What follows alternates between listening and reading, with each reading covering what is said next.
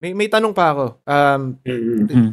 Para mas magkaroon kami ng, or yung mga viewers, ng perspective ng ginagawa ng isang prison RN, di ba? BJMP sa Pilipinas or dyan sa US. Paano ba yung nagiging day-to-day routine mo as an RN sa prison?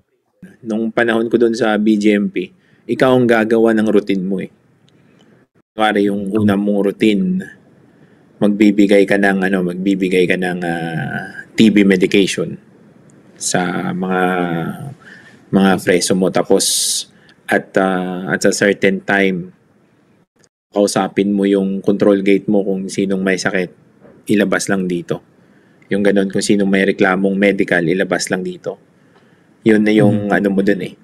Pero the rest, wala namang tatrabahuin talaga eh.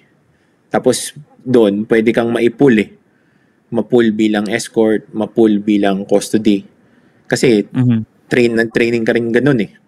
Kaya pwede kang mapul bilang jail nurse. Pwede ka rin mapul maging admin temporarily. Parang walang routine dun eh. Ang ano lang na mabigyan yung medication. More on medication, na mabigay yung medication. Tapos kung sino yung kailangang idalhin sa ospital, dalhin na kagad. Dalhin na sa ospital para walang may mangyari dito sa jail nyo sa Pilipinas. Dito naman may protocol talaga eh. May 1, 2, 3 talaga. Kasi nga may kaso eh. Katulad yan, may pinapasa silang complaint form every day.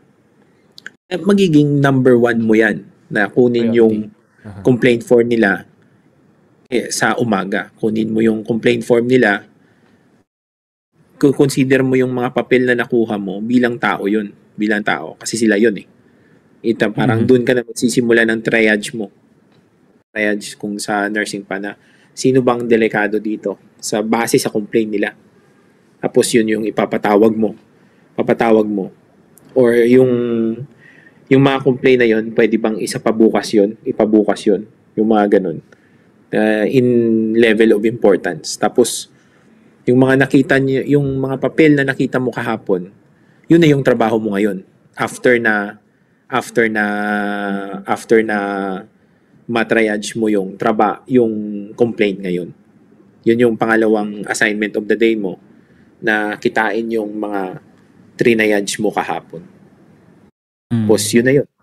Kung sino man ang may kailangan doon, i-refer mo lang kasi dalawa naman doktor nyo. Kaya magaan lang. I-refer mo lang sa doktor. At kung kailangan nila ng medication, ibigay mo lang yung medication na, kasi may medication ka rin sa cart mo eh. May clinic kayo. Tapos, nandyan, puno din ng medication dyan. Tapos, may pill line pa. Yung pill line, para yun sa mga medication niya talaga sa araw-araw niya.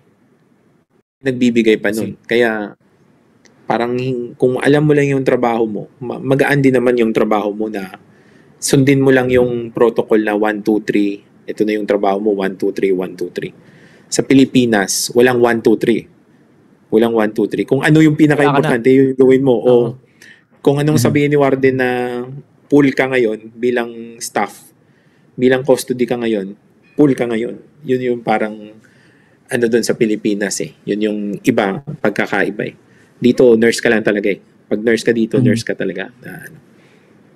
Ganun yung... may mas sistema dyan, no? May mas sistema talaga. Yung mas sistema kasi galing sa galing sa kaso eh. Kung walang sistema, makakasuhan kayo eh. Mapuprone kayo bilang isang state prison, yung administration nyo, makakasuhan kung hindi nyo lalagyan ng sistema yung care nyo sa preso. Kaya pala nakwento mo yung sa wrist brace kanina, no?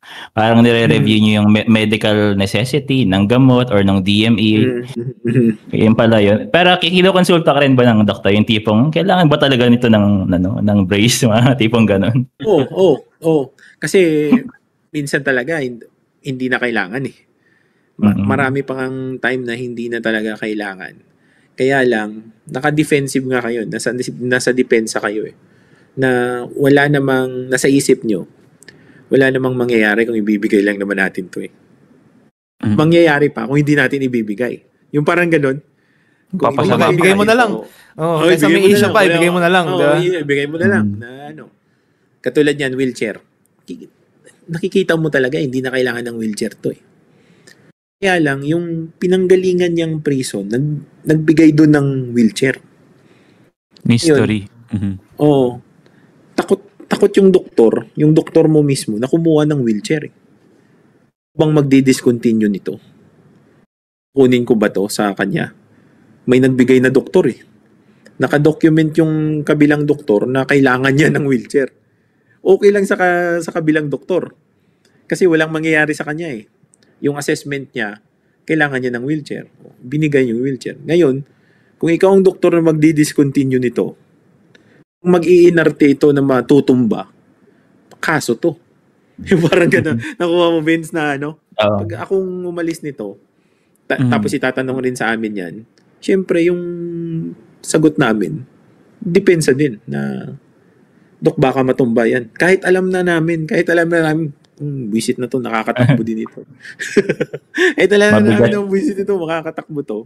Pag kinuha mo, mas mabigat yung risk. The risk outweighs the benefits, kumbaga.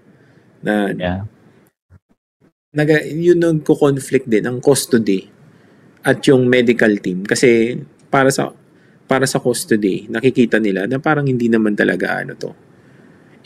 Wala naman sa role nila na ako custody lang ako. Doktor. Sino bang may call dito na magbigay ng wheelchair? Di ba yung doktor? Kaya yung ibang custody, kahit alam na nila na hindi na kailangan bigyan, dahil wala na naman sa lisensya namin yan na kung sinong magdi-discontinue yan, hinahayaan na lang na yun. Yun, napakahirap kasi mas kayang-kaya nilang kasuhan ka eh. Paano pala ang billing yan? Sa labas kasi, may insurance sila, health insurance. Diyan sa loob, ang billing doon na sa karga na lahat ng state yan. Karga na lahat ng state yan. Okay. Sagot na ng state under na sa governor, may budget na ang prison diyan na katulad nung nasirang laptop or ng tablet. Sa state na talaga 'yun. Wala nang bill yung preso na wala na silang wala nang insurance. Tulad ng pag ilabas mo ang preso, pag ilabas mo kunwari nag 911 ka. Ang 911 naman na call dito, magbabayad kayo. Magbabayad yung insurance mo kung may insurance ka. Ngayon, napatawag ka ng 911 dahil emergency nga yung isang preso mo. Yung hospital na ambulance na yan or yung admin ng hospital, doon na sila kukuha ng ng ibibill na nila yung state. Libre na sila ng state of California. People's money, people's tax na. Walang sa people's tax. Walang, naman yung federal prison, may state prison, may federal prison. Ano yung federal? Parang sa atin, parang under siya sa national government. Federal government is national government. Kumbaga, meron mga kasong ganun. Tapos meron din silang preso doon sa federal prison all over the US. Yung state, yung nangyari lang katulad ko nasa state of California, yung nangyari lang mismo sa state of California. Pero hindi ko alam kung paano yung pagpili kung sino ang ilalagay sa federal prison or sa state prison eh. Pero yun yung buod nun eh. Sa atin naman yung national prison natin sa Pilipinas is New Bilibid Prison. Is under, parang siya na yung end eh. Pag nakasuhan ka, pag nagdesisyon na ganito yung kaso mo, ganito yung ipapataw na years sa'yo na penitensya mo, saka ka dadalhin sa New Bilibid Prison.